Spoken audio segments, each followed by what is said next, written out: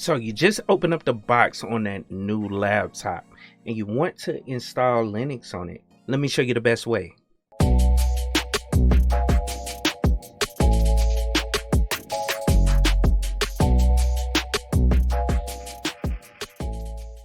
What's up guys, it's Josh back with another video, and today I wanted to show you guys how to get Linux installed on your new laptop.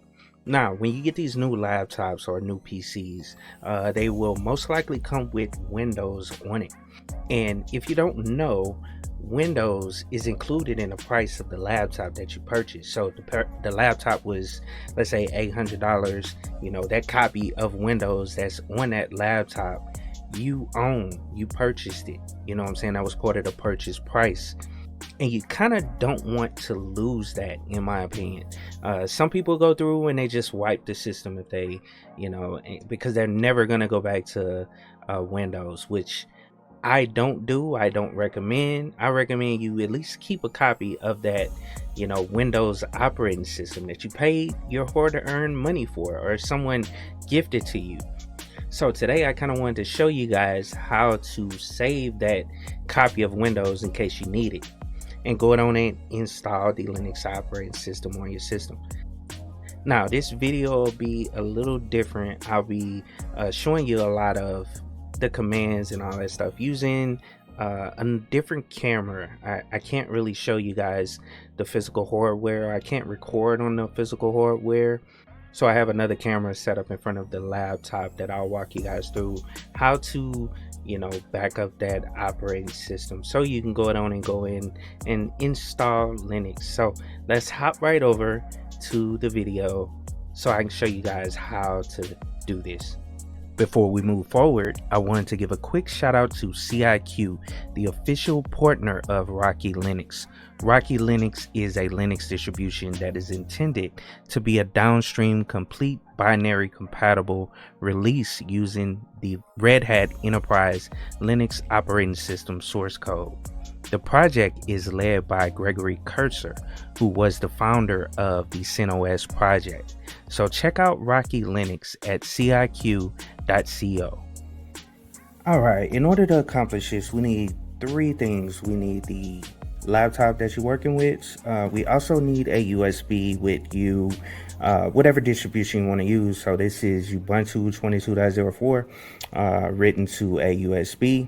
And then we also need a hard drive, like I stated in the beginning of the video. One thing, you need to make sure that it is big enough to hold the space that's on the hard drive, because it's going to use the exact space as the size of the hard drive, with all the partitions and all that stuff. So this drive needs to be bigger than the hard drive that's in it. And a lot of these new computers, they mostly come with smaller SSDs, like a 500 gigabyte hard drive in it. So 2 terabyte, 1 terabyte, should be big enough. And you can create that image, and write it directly to this hard drive once we get into our Linux distribution. And like I said, you can use whatever Linux distribution you want to use, preferably something with a desktop, especially if you're new to this. You want to use something that's simple to use. That's why I kind of recommend Ubuntu for a lot of these tasks like this. So before we do anything, we want to go on and plug our Ubuntu 22.04 into our system. So just find an open USB port, and hopefully you have more than one on your system, but just make sure you plug that in. You're good to go.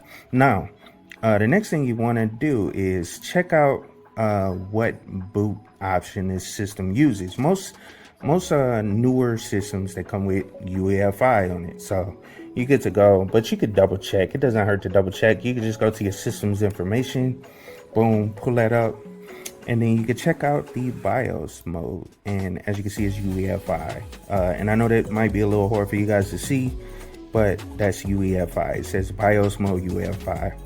Now, what you want to do is, in order to get into the BIOS, because typically, with these new systems, it'll bypass, the BIOS. It's very hard to get into, you know what I'm saying? And that's why I'm logged into the desktop. This is the way you get into the BIOS. Now, all we have to do is right click on the start menu, and that's what I did, right click. Now I left click to open up the menu, but we want to right click and then go to settings. And I know it's multiple ways to get to the settings. That's just typically the way I do it. I just right click, it pulls up that menu.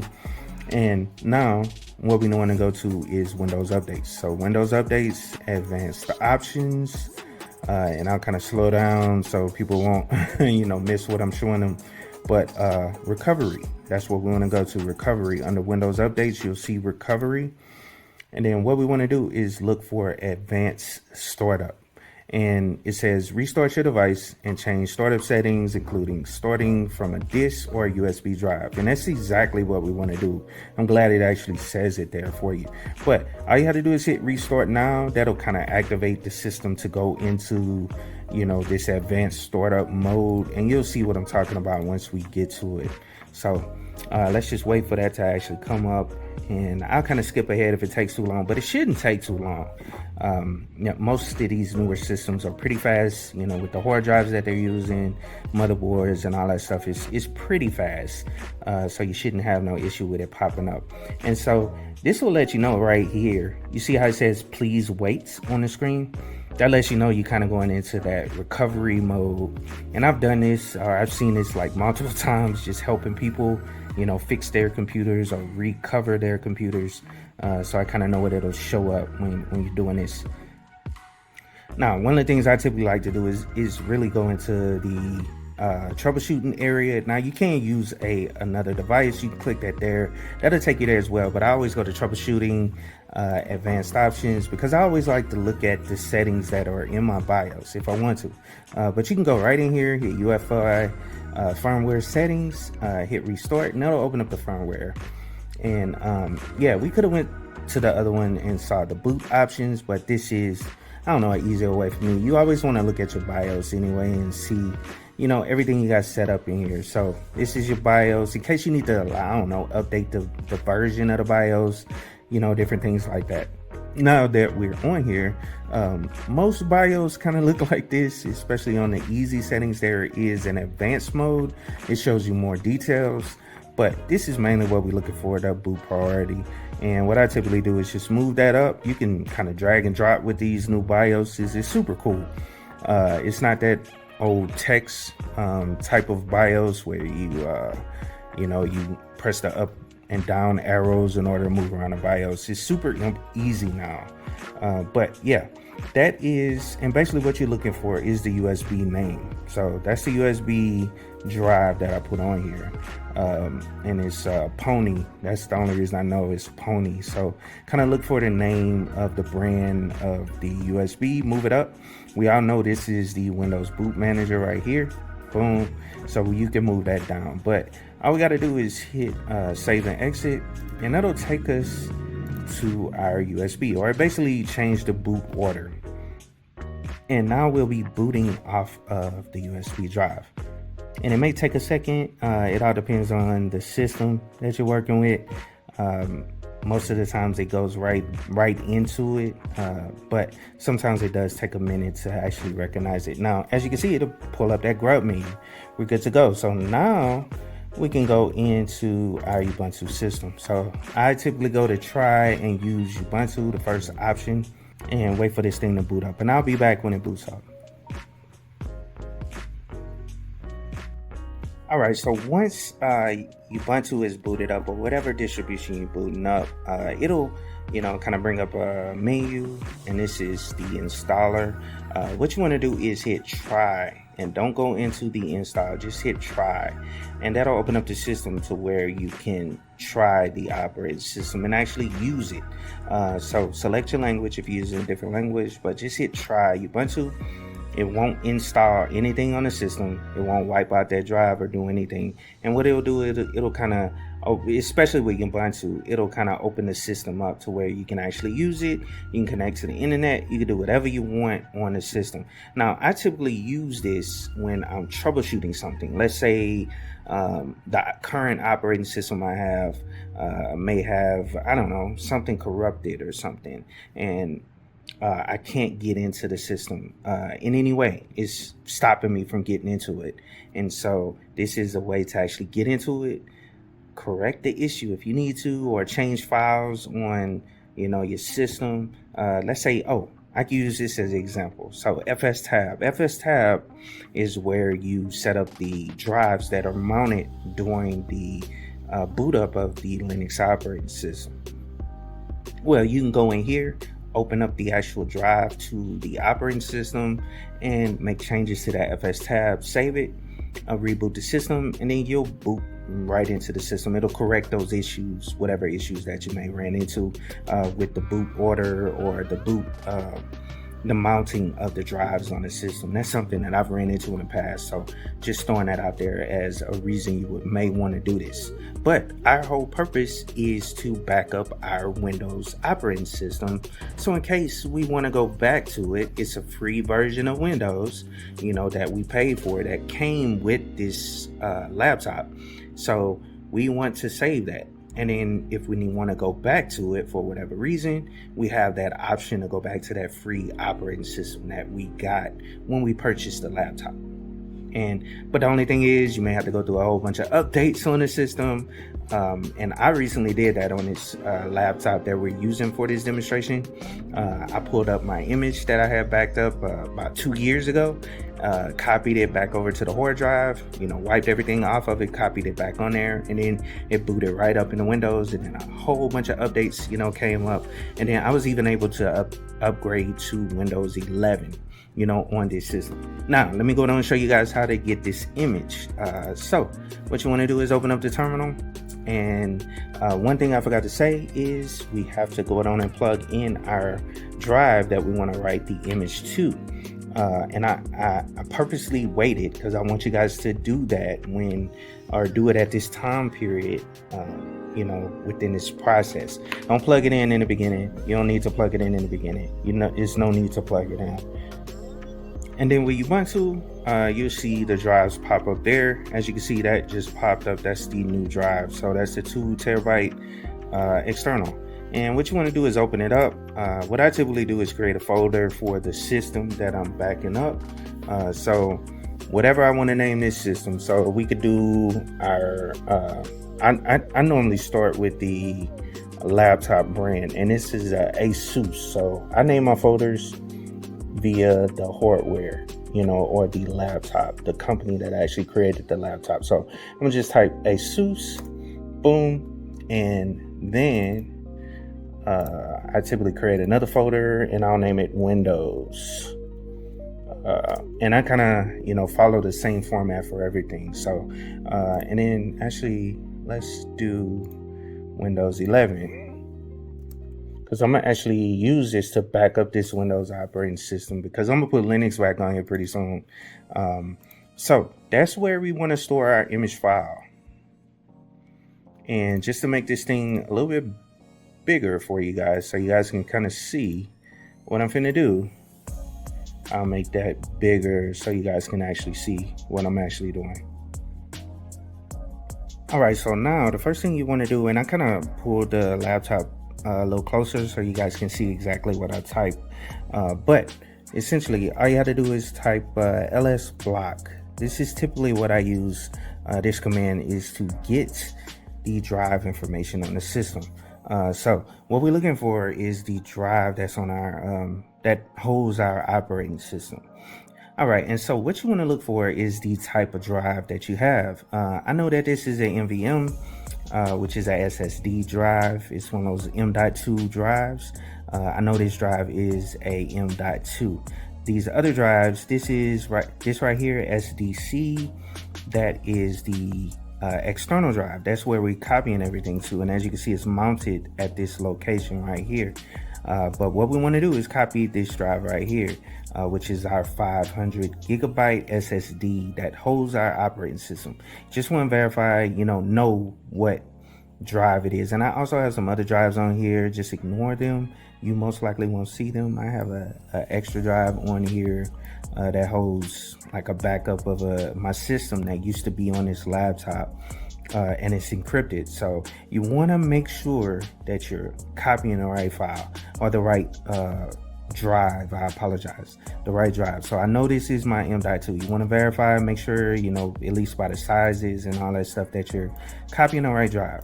And the path to it is /dev/ this name right here. So NVMe 0N1. And as you can see, it has a bunch of partitions on it.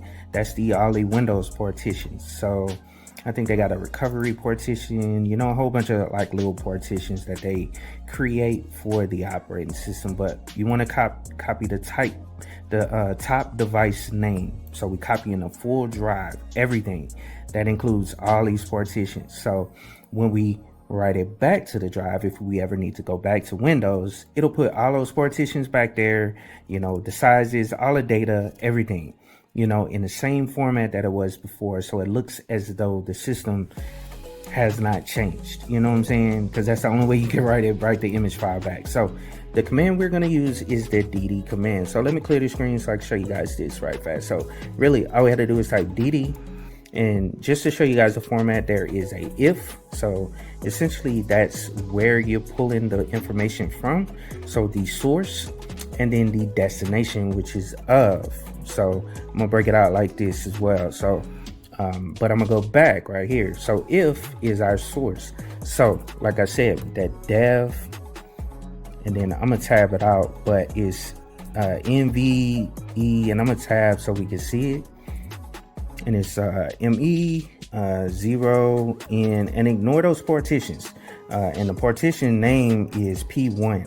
So you want to ignore that. All you want to do is stop right here. This is the actual name, NVMe 0N1. So boom, we'll stop right there. That's what we want to copy. That's our source. Now let's go back to our of and put in our destination. And based on above what we saw up here, our external drive, or our 2 terabyte external drive that we want to use to copy this stuff to, is mounted at media Ubuntu. So we type that path in. So let's press forward / media, and then I'm gonna tab this out. It's Ubuntu, and then 2 terabyte external. Now, as you can see, we're at this location right here, the main, you know, drive location, the main drive. So we need to go a little further to the folders that we created for this. So ASUS, so let's go back over here, ASUS, and you have to, it's case sensitive, I'm sorry about that, but, and then Windows 11. And then what we want to do is name the image file. So whatever we want to name it, we can name it whatever. You could do win.img, and that'll be our image file for the ASUS system. So let's go down and press enter. And just so you guys know, this may take a while, you know what I'm saying, depending on how big the hard drive is. This is a 500 gigabyte, so it'll take some time. You know, may not record the final of this video, probably about another hour or so, or 2 hours, depending on how long it takes. And that's why it's best to use you know, the best hardware for whatever you're doing. With this system, the drive that I'm writing to is USB 3.0, and the port is 3.0 as well. So it's going to copy at the highest speed that it can get at USB 3.0 to that drive. So you want to make sure that you know, it's compatible. Everything is compatible, and it'll be best if you had like a SSD with a USB-C port, you know what I'm saying? And that'll be the fastest way of copying this. But we're gonna rock with it like this, and all we're gonna do is press enter here, and it's not gonna give you any feedback. That's another thing. DD won't give you any feedback. It'll just be, you know, bleeping, you know, bleeping or whatever on the screen. But let me go down and show you guys, and then I'll be back when this actually finishes. And if you run into this, so I'm glad I waited. If you run into this, all you have to do is run this using sudo. And I totally forgot about that. Even though sudo is not needed with this Ubuntu account, I guess the way they have this account set up that's used for the live ISO, because it's not going to even ask you for a password, because this account doesn't have a password on it. The name of it is Ubuntu. So let's go down and press enter. Boom, that'll go through. It'll bleep, you know, for, you know, a couple hours, but don't unplug anything, don't touch anything, you know what I'm saying? And then also, one thing I want to show you, you should be able to see the image file being written. So boom, that'll let you know that it's being written to that location. So it found the location, you typed everything in right, so it'll let you know when it finishes, when it completes in the terminal. All right, one thing I forgot to tell you while I'm doing this, there are some other options with the DD command. Like for instance, you can compress the image that's being put out there. So this image could have been compressed by running the command, adding compression into it, and it will compress that image down to like a gun zip file or something to that effect. So the image is not so big. But I don't like to do that because sometimes you run into errors when doing the compression within that one command. I've ran into issues where it's got it halfway through the copy of the image or creation of the image and ran into an error, you know what I'm saying? And with these big drives nowadays, you can spend a couple hours creating this image file, and if it fails halfway through it or whatever, then you got to start from the beginning. So I typically make sure I have a big enough drive for the image file, and then once I create that image, I'll compress it if I need to later.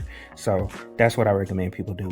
So I'll be back when this image is created, and what I want to do is just walk you guys through the command on how to extract that image, if you need to, back to that drive. And it's the same process. You just get into Ubuntu distribution or whatever distribution you want to use the DD command in. They all pretty much have DD in it, so you can use it. And what you want to do is find out what that drive name is, and you basically do the opposite. The source, you'll use your drive that you created the image file on as the source, and then the destination is the drive that you want to write it to. So you're writing that image back to this drive, after it finishes. So that's essentially, pretty much it. Okay, so it took about 2 hours to actually clone the drive to the image file. So if we go into our external drive, we can look and see that we have that image file there. So that's essentially what it is. And typically what I do is compress it, because right now if we go to the properties of this, it's pretty much the same size as the hard drive. It's a little bit more as the actual hard drive itself. And that's what you want, And so you could pretty much take this image, and copy it onto the hard drive in the physical machine. Once you actually, want to go back to Windows. Let's say you went in and installed Linux and you really didn't like it or something to that effect. Well, you can use this image to get back to your Windows operating system that you paid for when you purchased this system. And as you can see, I just wanted to show you guys right here, this is the results that it'll show up.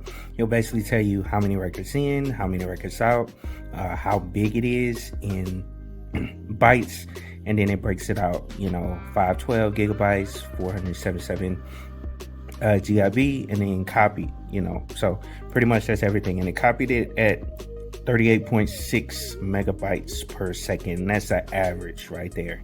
So, and like I said, it took me about 2 hours, a little over 2 hours to do this. So that's not that long to actually back up your copy of Windows. Instead of just wiping the operating system, off that you paid for, then, you can just back it up, spend 2 hours, back it up. And then if you want to go back to Windows, you don't have to purchase it again. You'll have that copy.